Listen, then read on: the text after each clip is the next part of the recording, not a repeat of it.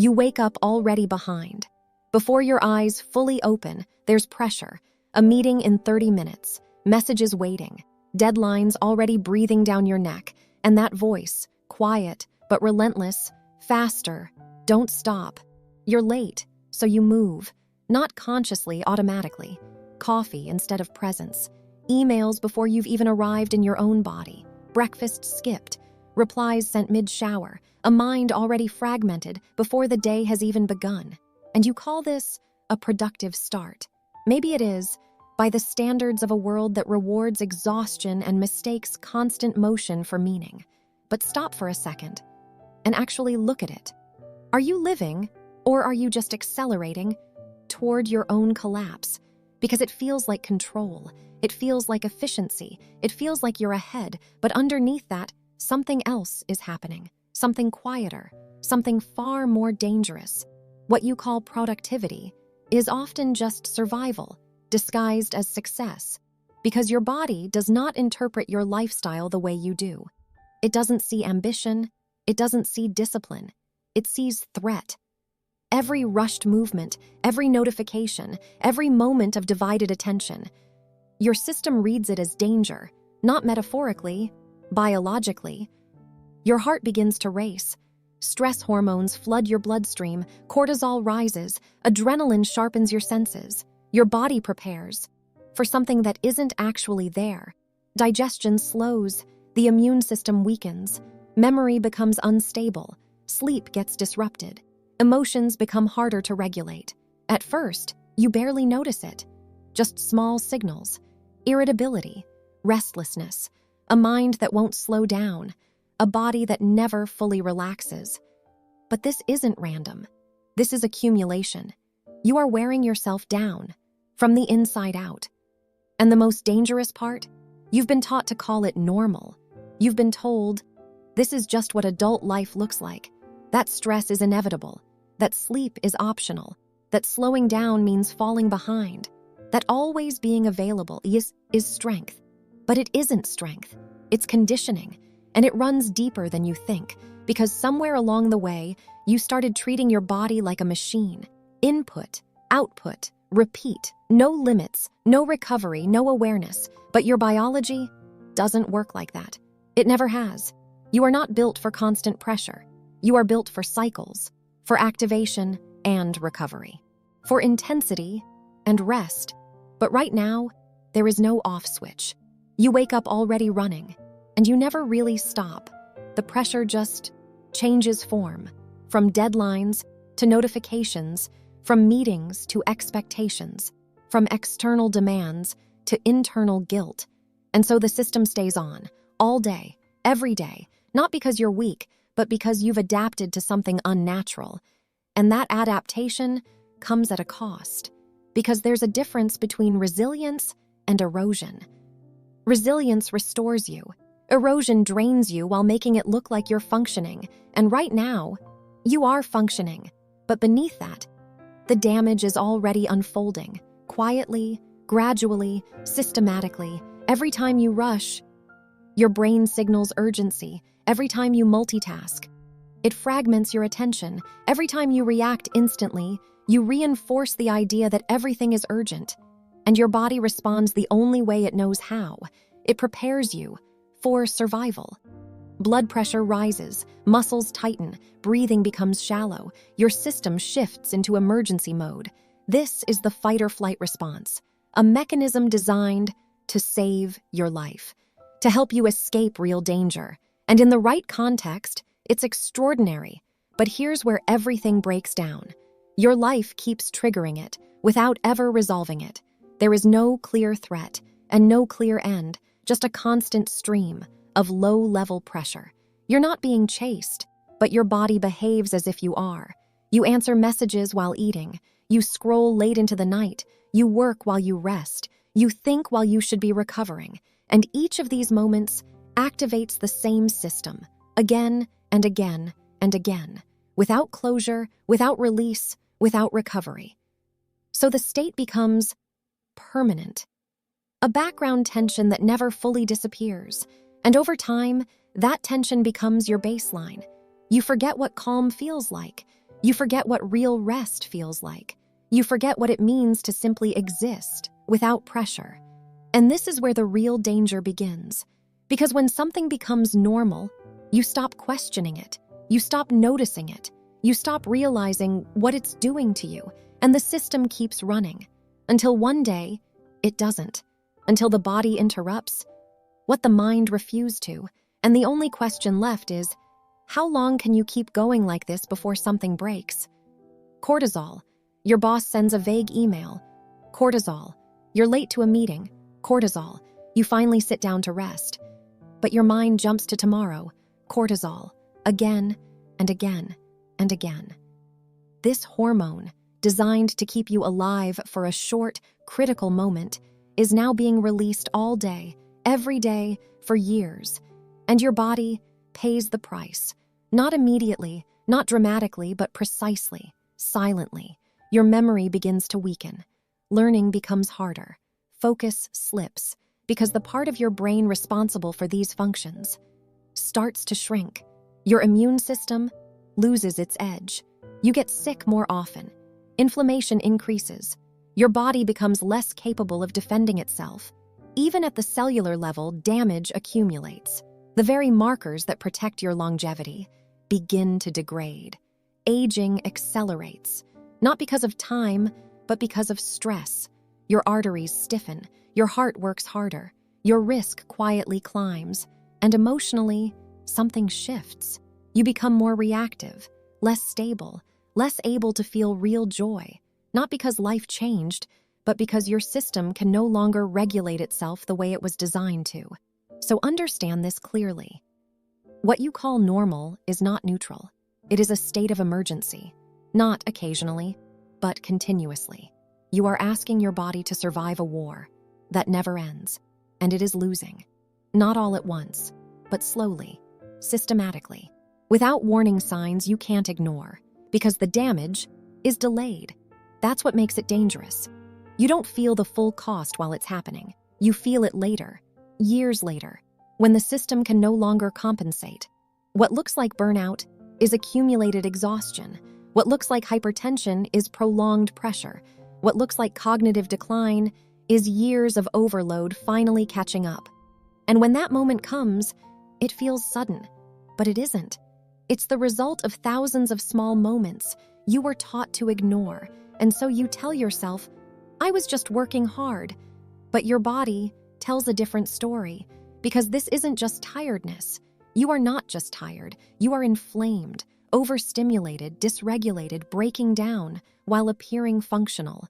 And the question becomes, do you still believe this pace is strength? Or are you starting to see what it actually is? Because there's something you need to understand next, to see it clearly, to remove any illusion that this is sustainable. Imagine this. A zebra stands in the open savanna, calm, still, present. Then, in an instant, everything changes. A lion charges. The zebra's body reacts immediately. Adrenaline floods. Cortisol rises, heart pounding, muscles tighten, every system aligned for one purpose: survive. It runs, fully, completely, without hesitation. And if it escapes, something remarkable happens. Within minutes, the system shuts down. The heart slows. Breathing returns to normal. The body releases the tension, and the zebra goes back to grazing, as if nothing happened. Now look at your life. You wake up, reach for your phone, and within seconds, the stress response begins. An email, a message, a notification. Before you even stand up, your body is already activated. Then the day begins, but not fully. Half attention here, half attention somewhere else. Talking while thinking, working while worrying, resting while anticipating. Your body never exits the sprint, but there is no lion. Only thoughts, expectations, pressure that never fully resolves. And this is the difference that changes everything. The zebra's stress ends, yours doesn't. Because you don't just react to what happens, you react to what might happen, what could go wrong, what someone meant, what you should have said, what you still have to do.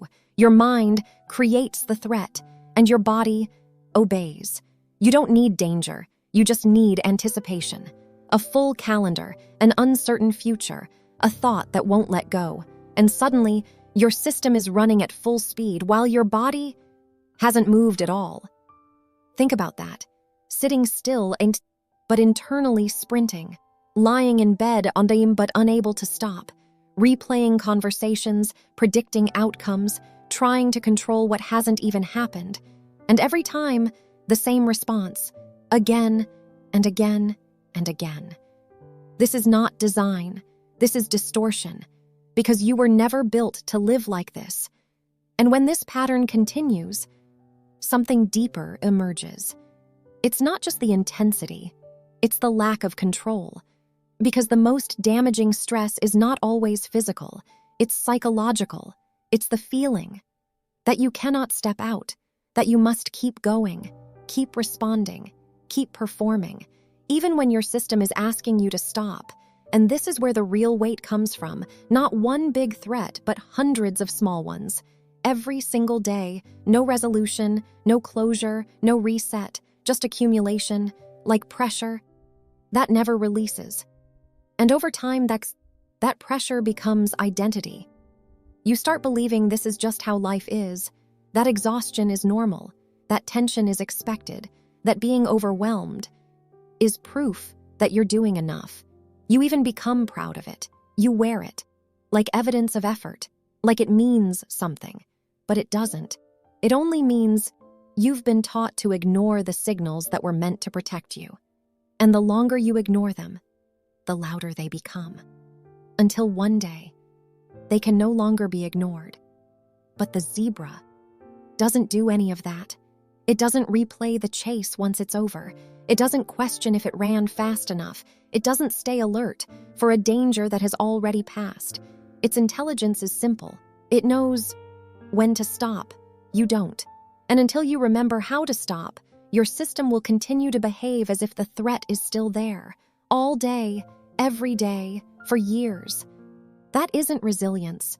It's collapse, in slow motion. So ask yourself, what happens to a mind that never returns to calm? What does it cost you, emotionally, mentally, physically, to live inside a body that only knows how to run? Because the cost doesn't appear all at once. It enters quietly, subtly, like a slow leak. You don't notice until something collapses. At first, you're just a little distracted, a little rushed, a little behind. Then something shifts. You eat, but you don't taste. You speak, but you don't truly listen. You move through your day, but you're not fully there. And gradually, you stop participating in life.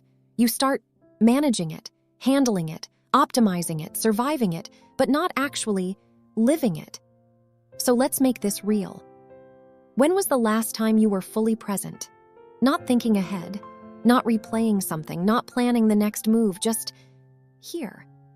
When was the last time you ate a meal without reaching for a screen? Walked without turning it into productivity? Spoke to someone without preparing your reply while they were still talking? Because this constant speed, it doesn't just exhaust you, it disconnects you from the moment, from other people, from yourself. You stop experiencing reality as it is and start treating it like something to get through. Life becomes a sequence of tasks, a checklist, something to complete rather than something to feel. And you become efficient, very efficient, but also numb. And here's the paradox. The more you chase time, the less of it you actually experience. Because speed flattens depth. You move faster, but feel less, notice less, remember less. You miss what's right in front of you, a conversation, a moment, a simple sensation, because your mind is always somewhere else. You move faster, but feel less, notice less, remember less. You miss what's right in front of you, a conversation, a moment, a simple sensation, because your mind is always somewhere else. And over time, this becomes your baseline. You lose the ability to just sit, to be still, to feel without needing to act. And that loss isn't just philosophical, it's biological, because the same stress that keeps you moving is reshaping your brain. the systems responsible for focus, for empathy, for clear thinking, start to weaken. Your capacity to make meaningful decisions, to stay grounded, to see long-term, begins to erode. So understand this.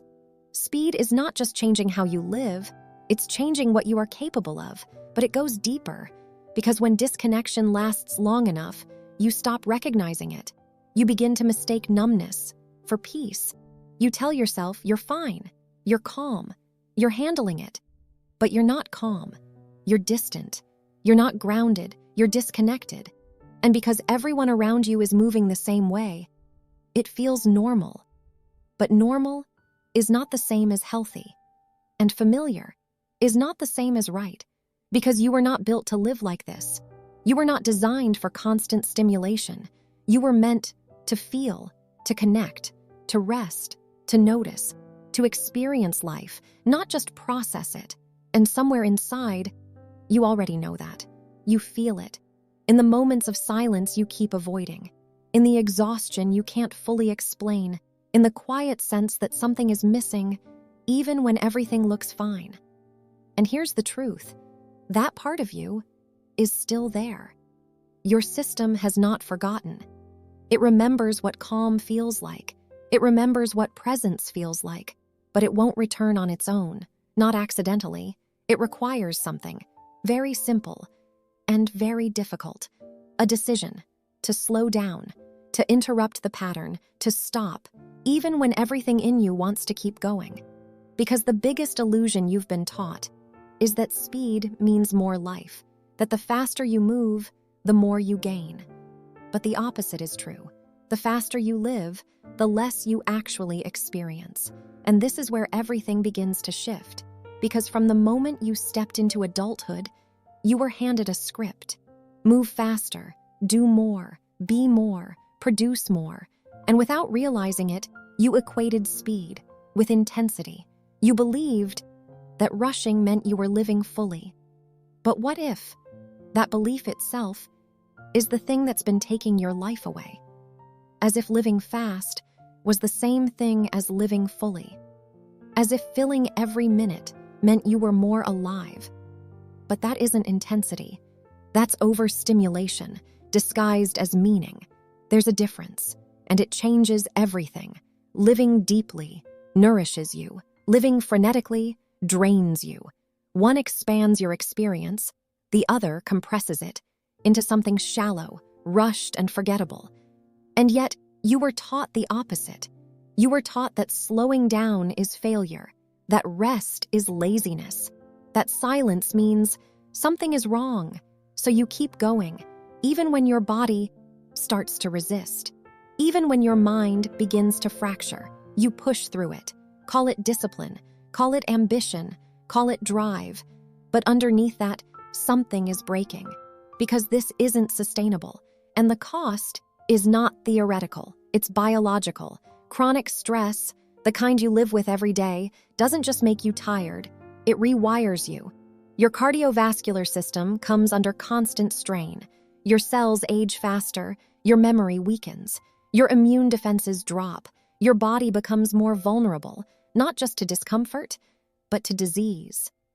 And emotionally, you begin to lose stability. You snap when you didn't mean to. You feel overwhelmed for reasons you can't explain. One moment, numb, the next flooded, and still you call this being driven, you call this success. But look at it honestly. This isn't ambition.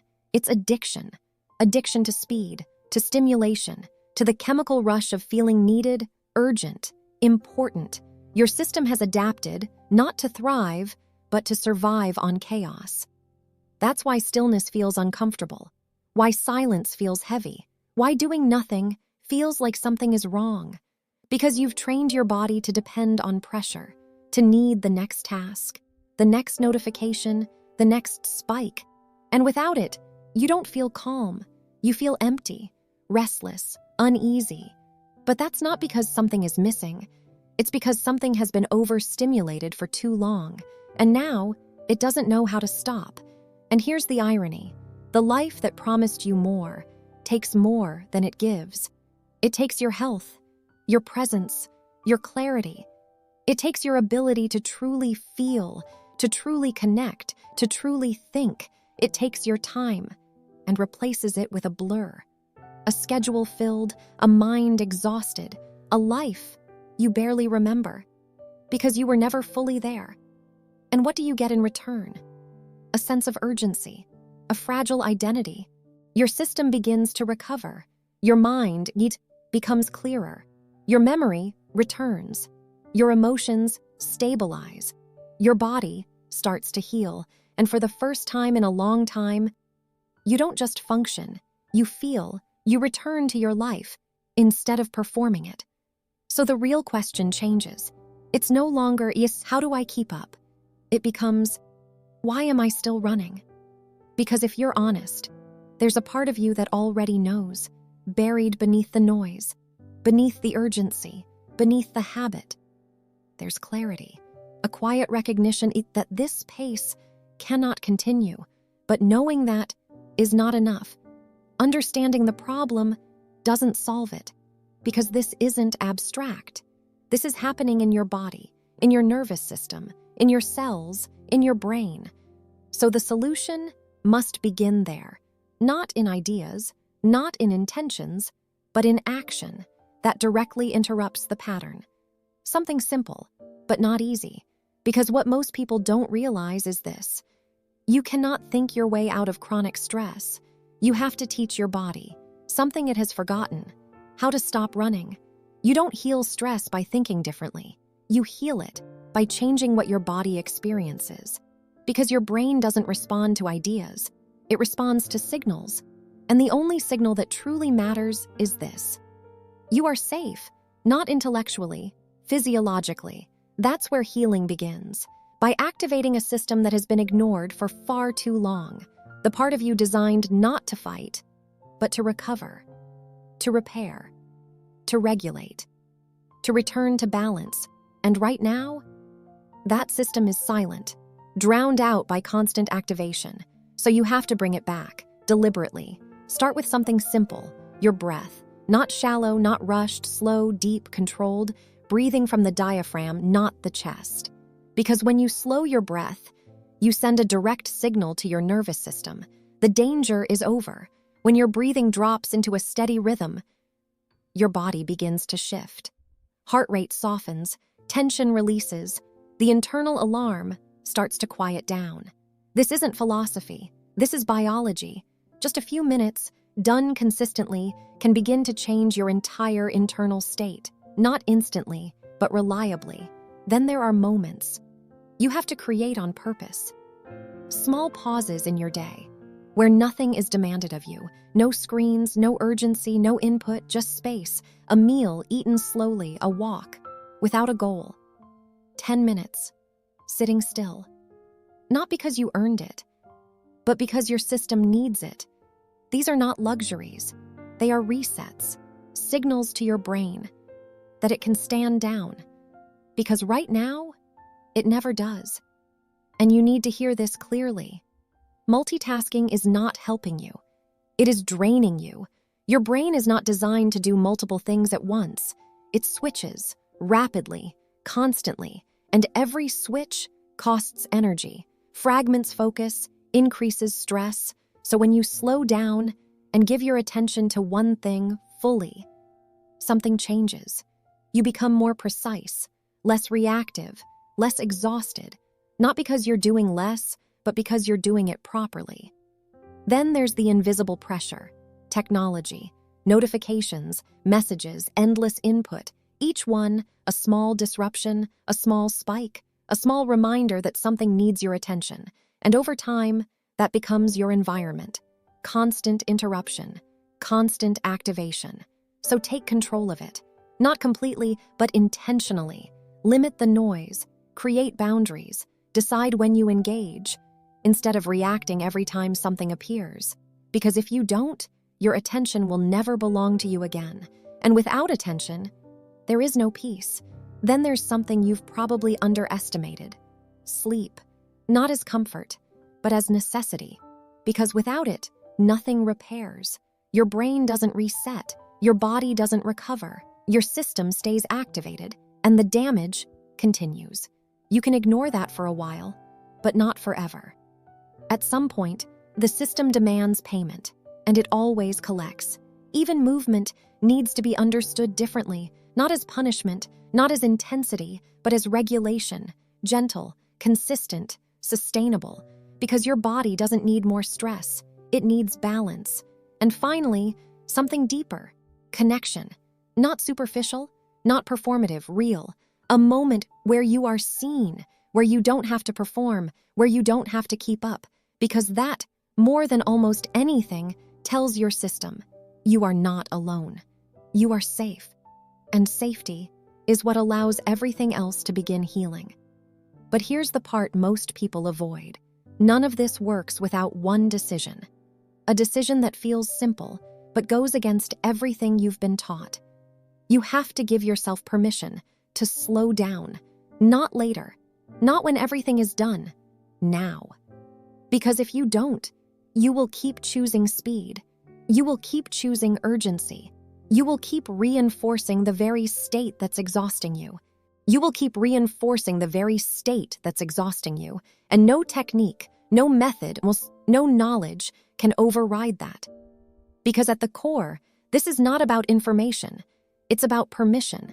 And until you allow yourself to step out of the rush, you will remain inside it. Even if you know exactly what it's doing to you, that's the hardest part. Not the techniques, not the knowledge, the permission. Because you've been trained to feel guilty for resting, to believe that peace must be earned, that you have to deserve it. But peace, it is not a reward. It's a requirement, biological, fundamental, non-negotiable. So the real question is, can you allow yourself to stop? Even for a moment. Because if you can, something begins to change. The pressure softens. The noise fades. The system that has been pushed for years begins to remember what balance feels like. Not perfectly, not instantly, but genuinely. And if you've stayed this far, then be honest with yourself. A part of you already knows. This pace, this constant motion is not sustainable. And maybe you've told yourself the same story over and over again. It's just a phase. Things will calm down soon. I just need to get through this. This week, this month, this year. But look at it clearly, it never ends. Because soon is always postponed. And the moment you build your identity around urgency, everything changes. You become the one who responds, the one who delivers, the one who never stops. And at first it feels powerful, but slowly it becomes a prison. Because now you don't know who you are without the speed. And that witindi is the deepest cost. Not just your health, not just your focus, not just your relationships. You lose yourself. You move through your life, but you're not inside it. You complete tasks, you fulfill roles, you check every box, but something is missing, something essential. You smile, but it doesn't reach you. You succeed, but it feels empty. You're surrounded, but disconnected. You rest, but never relax. You achieve more and feel less. And that's the moment you have to face something real. This is not life. This is activity, mistaken for meaning. This is motion, without presence. This is performance, without connection. Because you were never meant to live like this. Your system was not built for constant output. It was built for rhythm, effort, and recovery, movement and stillness, engagement and rest. You were designed to be present, to feel, to connect, to experience, not just to produce. And healing doesn't begin when the world changes. It begins when you do. In small decisions, quiet ones, when you say no to something unnecessary, when you step outside without your phone, when you sit down and actually taste your food, when you go to sleep without guilt, when you stop measuring your worth by how much you did. These are not big gestures, but they are real ones, and they change everything. Because at the end of it, you still have a choice, not later, not when everything is perfect, now. Because here's the truth no one tells you. When you stop running, nothing collapses, nothing breaks, the world doesn't end. Something else happens, something quieter. But far more important, you return to your body, to your mind, to your life, and for the first time, you're actually there,